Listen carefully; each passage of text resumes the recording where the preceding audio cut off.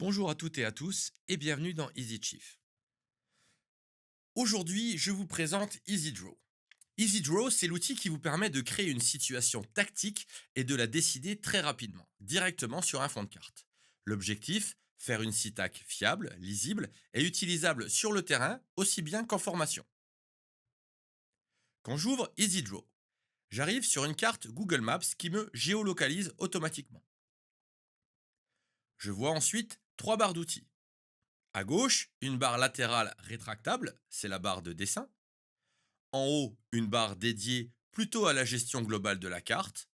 Et en bas, une barre pour éditer les objets, gérer les sauvegardes et les snapshots. Commençons par la barre de gauche.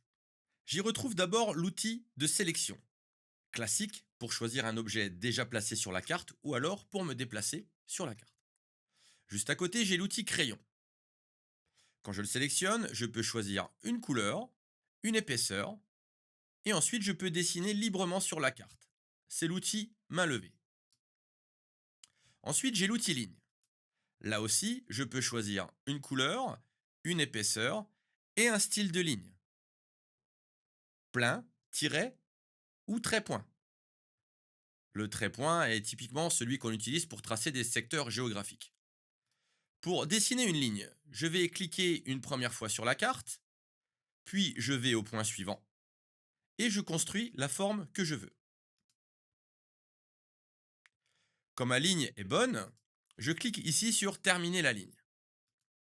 Elle reste sélectionnée. Je peux encore ajuster la couleur, l'épaisseur ou le style si besoin. Je clique à côté, je la désélectionne, elle apparaît. À côté, j'ai les outils rectangle et ellipse. Là aussi, en les sélectionnant, je peux choisir une couleur, une épaisseur, un style de ligne. Puis, je pose le doigt sur la carte et je glisse. La forme se crée automatiquement. Je relâche, la forme est posée. Là encore, je peux modifier tout de suite le style. Ensuite, j'ai l'outil texte. Toujours pareil, je peux choisir une couleur. Je touche l'endroit où je veux écrire. Une fenêtre s'ouvre, je saisis mon texte, je choisis l'alignement du texte, la taille du texte et je valide. Le texte apparaît sur la carte. Enfin, j'ai l'outil gomme.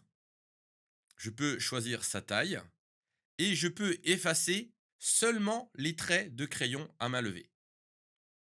Pourquoi? Puisque l'ensemble des autres objets sont supprimables en les sélectionnant directement.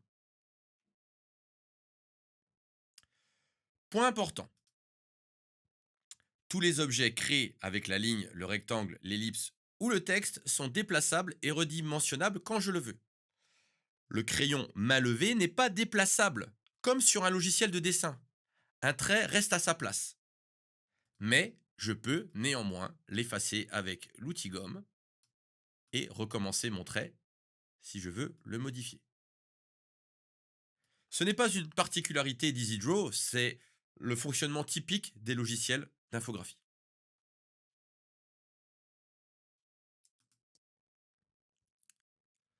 Sous les outils de dessin, je retrouve quasiment tous les symboles syntax intégrés dans la barre d'outils.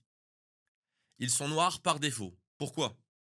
Eh bien pareil, parce que quand je sélectionne un symbole, je peux lui attribuer la couleur que je veux. Rouge, vert, bleu, blanc, violet, marron, selon l'usage opérationnel. Le principe est simple. Je clique sur un symbole, je choisis sa couleur, puis je clique sur la carte là où je veux le déposer. Il y a aussi des symboles de secteur fonctionnels déjà pré-remplis avec un fond violet, comme vous allez pouvoir le voir ici. Parce que l'application ne gère pas encore la double couleur. Donc ces symboles, ils sont déjà prêts. Secteur chef de groupe, chef de colonne, chef de site. Je n'ai qu'à le sélectionner en fonction du type et à le déposer sur la carte. Plus bas, je vais retrouver d'autres catégories de symboles. Symboles d'organisation de chantier, centre de regroupement, dépôt, puis les symboles d'orientation, de circulation, voie coupée, sens de circulation, direction de voie, et tout ce qui sert à rendre la syntaxe claire. Si un symbole vous manque, deux options, dites-le moi. Et avec grand plaisir, je créerai ce nouveau symbole et je l'intégrerai dans EasyChief via une prochaine mise à jour.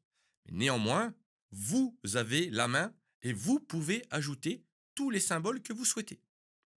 J'ai simplement mis une condition pour éviter que ce soit un petit peu tout et n'importe quoi et éviter des bugs dans l'application. Il faudra que votre symbole soit au format SVG. Je vous invite à le laisser tout noir, puisque EasyDraw vous permettra, une fois importé, d'utiliser la palette de couleurs. Pour ce faire, vous cliquez sur Ajouter un symbole, vous allez chercher votre symbole dans votre répertoire, vous cliquez dessus, ça l'ajoutera automatiquement dans la bibliothèque Mes symboles. Je ne peux pas vous faire de démonstration parce que j'utilise un émulateur, mais je vous ferai une petite émulation depuis une tablette réelle. Sachez néanmoins qu'une fois que vous avez ajouté votre symbole, si vous souhaitez le supprimer, il vous suffit de faire un appui long sur le symbole avec votre doigt. Une petite croix de suppression apparaîtra et vous pourrez supprimer le symbole de cette manière. Bien, passons maintenant à la barre supérieure. En haut de l'écran, vous allez déjà avoir deux flèches. La flèche Undo pour annuler l'action que je viens de faire et la flèche Redo pour refaire une action annulée. Undo est très complet. Il annule tout, même un mouvement de carte. Imaginons, je viens mettre mon CRM ici, enfin en tout cas une infrastructure, pardon, je dis un CRM, mais si je note pas dessus que c'est un CRM, c'est une infrastructure. Je viens de la mettre, je fais un mouvement de carte comme ceci. Si je fais Undo, je ramène la carte en arrière. Si je refais Undo, changement de couleur, effacement du symbole. Redo va vous permettre de refaire une action annulée. Par contre, Redo ne vous fera pas les mouvements de carte. Ensuite, j'ai une corbeille avec une petite croix. Si je clique dessus, elle efface toute la syntaxe d'un coup. Symbole, trait, forme, texte, tout est effacé. Si vous cliquez dessus par erreur, pas de panique, Undo, et tout revient. Puis l'outil Recherche. En cliquant dessus, vous avez deux options. Vous pouvez soit rechercher une adresse, soit rechercher des coordonnées. Si vous recherchez une adresse, vous n'avez pas encore l'option d'itération. Ainsi, vous devez taper votre adresse, par exemple, et vous mettez soit directement la ville, vous pouvez ajouter également le code postal devant si vous le connaissez par cœur, ou si vous avez l'info, et vous cliquez sur Rechercher. Et EasyDraw va vous déplacer à l'emplacement souhaité. Idem pour les coordonnées, en cliquant dessus, vous pouvez mettre les coordonnées que vous souhaitez. Automatiquement, l'application va détecter si vos coordonnées sont correctes ou pas. Je passe au deuxième. Elle vous détecte qui sont valides. Vous cliquez sur le bouton Aller et elle vous amène aux coordonnées précises. À côté, vous avez l'option Verrouillage. Ça vous permet de verrouiller la carte. Quand vous cliquez dessus, vous ne pouvez plus déplacer la carte avec votre doigt. Celle-ci est verrouillée. Je déverrouille, je peux de nouveau modifier la carte, déplacer la carte. Puis, vous avez le bouton de localisation. Vous cliquez dessus, EasyDraw va vous ramener à votre emplacement. À côté, vous avez le bouton qui vous permet d'afficher les différents calques de la Google Maps. Calque satellite, terrain, hybride, ou alors le plan. Ensuite, vous avez un bouton qui vous permet d'afficher ou de masquer le fond de carte. Ce bouton swipeable vous permet de supprimer le fond derrière. Ça peut être intéressant quand votre syntaxe commence à être bien remplie. Ça vous permet des fois d'avoir une meilleure visualisation de vos symboles, en tout cas de vos engins et des infrastructures sur place. En recliquant dessus, ça vous permet de réafficher la carte. Attention, le zoom est désactivé lorsque le fond de carte est désactivé. OK? Donc si vous souhaitez voir en détail votre carte, il vous faudra zoomer, avant de désactiver la carte. Une fois que je l'ai désactivée, je ne peux plus zoomer, ni dézoomer. Petite info à connaître, tout simplement. Ensuite, vous avez le bouton d'export PDF. Vous cliquez dessus. L'application va vous demander, heu, où vous voulez enregistrer, le fichier. Par exemple, dans Fichier, vous lui donnez le nom souhaité et vous enregistrez. Votre situation tactique est donc enregistrée dans vos fichiers, prête à être partagée si nécessaire. Maintenant, la barre inférieure. Cette barre sert à gérer les objets et la mémoire de la CITAC. Quand je sélectionne un symbole qui est sur la carte, je peux augmenter ou diminuer sa taille avec les loupes plus et moins. Je peux le faire pivoter avec les icônes de rotation, à gauche ou à droite, peu importe. Tout cela, bien entendu, je peux également le faire au doigt. Je peux redimensionner avec le pinch de doigt, je peux déplacer l'objet avec le glisser-déposer, etc. Tout dépend, bien entendu, du type de téléphone que vous utilisez, Android, iOS, et de la version du système d'exploitation. Voilà. Ensuite, la petite corbeille ici va me permettre de supprimer l'objet sélectionné. En cliquant sur supprimer, je supprime mon objet. À côté, j'ai une option de verrouillage. Je sélectionne un objet, je le verrouille. À partir de là, j'ai beau le sélectionner avec mon doigt et vouloir le déplacer, je ne peux plus. Tout cela, ça sera très pratique lorsque vous commencez à avoir pas mal d'objets sur la carte et que vous voulez ajouter d'autres objets, des lignes, des cercles, etc. Et que malheureusement, quand vous déplacez votre doigt, vous venez sélectionner d'autres objets.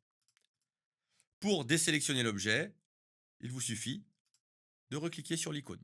Vous voyez que pour chaque objet, lorsque je clique dessus, si l'icône est verrouillée, ça veut bien dire que l'objet est verrouillé, que le symbole est verrouillé. Si je clique dessus et que le cadenas est ouvert, celui-ci est déverrouillé, je peux donc le déplacer comme bon me semble. Ensuite, j'ai l'icône appareil photo. Ce sont les snapshots. Un snapshot, c'est quoi? Ça enregistre l'état de la carte à un instant précis. Je peux en prendre plusieurs. Je peux prendre un zoom général, puis un zoom sur un secteur. Et grâce au snapshot, je vais pouvoir revenir instantanément à l'un ou à l'autre en touchant le snapshot généré. Imaginons, je veux prendre une photo de cet endroit. Je clique sur l'appareil photo. Ici, mon snapshot numéro 1 est apparu. Je déplace ma carte. Et je veux par exemple faire un gros zoom sur cet emplacement. Voilà, je zoome ici. Je prends un deuxième snapshot. Puis, je veux faire une rotation. Et je veux également, je sais pas, voilà, redézoomer un petit peu plus, voilà, avoir une grosse vue d'ensemble. Troisième snapshot. Quand je vais recliquer sur mon snapshot 1 ici, hop, je reviens au premier emplacement. Snapshot 2, deuxième emplacement avec le zoom. Snapshot 3, avec le dézoom. C'est très sympa pour pouvoir avoir une vision d'ensemble ou d'un secteur en particulier. Pour supprimer les snapshots, je fais un appui long sur le snapshot concerné et celui-ci est automatiquement supprimé. Ensuite, à côté, j'ai l'icône de sauvegarde. Elle me permet d'enregistrer ma CITAC. Quand je clique dessus, je peux sauvegarder la CITAC existante, faire par exemple des modifs sur ou tout simplement continuer ma CITAC. Quand je reclique dessus, je vais pouvoir soit écraser la CITAC existante, en tout cas sauvegarder les changements en cliquant sur sauver CITAC. Mais si je veux avoir deux CITAC différentes, en recliquant sur l'icône de sauvegarde, je peux faire nouvelle CITAC.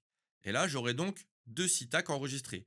En recliquant sur ma CITAC numéro 1, vous voyez que mon symbole centre d'action a disparu.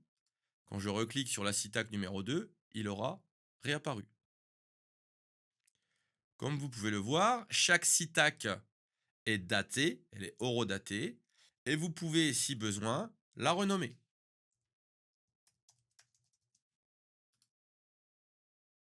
Ou alors, tout simplement, supprimer la CITAC.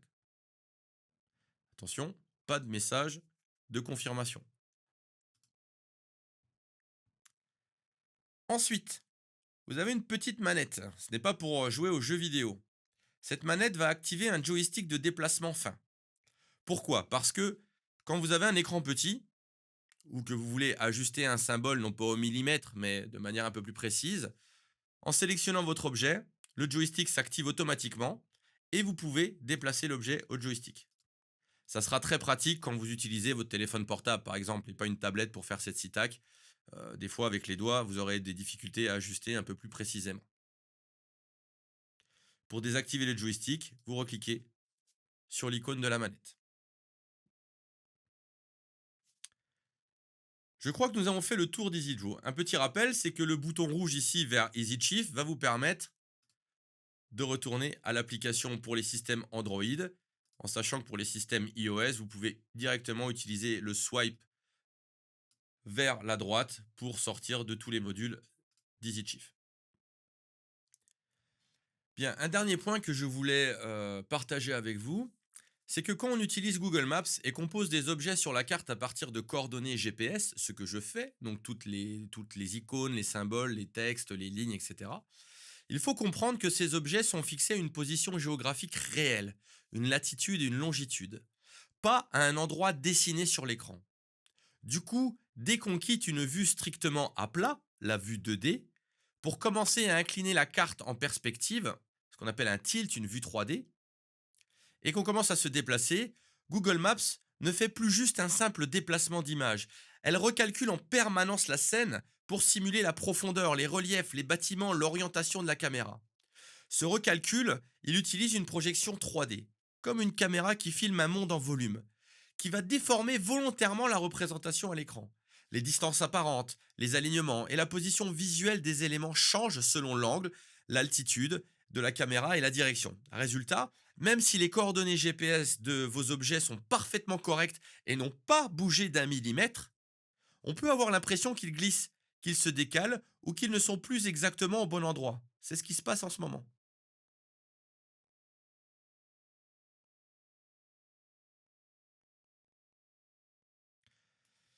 En réalité, ce n'est pas l'objet qui se déplace, c'est la carte qui, en perspective, reconstruit et reprojette le monde à l'écran.